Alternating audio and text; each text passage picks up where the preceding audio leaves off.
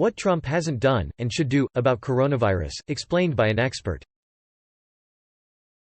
Ashish Jha doesn't consider himself very political or an alarmist. But when it comes to the coronavirus and President Donald Trump's response to it, the director of the Harvard Global Health Institute is very clear. The Trump administration has really screwed up. I think by any objective standard their response so far has been dismal. Jha told me on Thursday, the day after Trump's speech from the Oval Office. They have completely failed on getting testing capacity ready and available across the country, even though they've had a month and a half to do it. And then the messaging coming out of the administration has been deeply disturbing.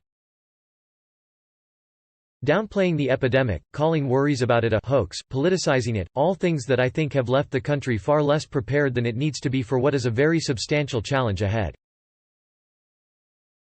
Quote, I spoke to Jha about what the administration should be doing and encouraging. He pointed to 3 key things.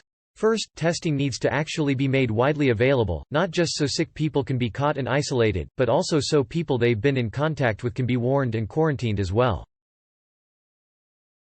Second, especially while we don't have enough testing, Americans need to do a lot more social distancing, whether that's avoiding large gatherings, working from home, or moving university classes online.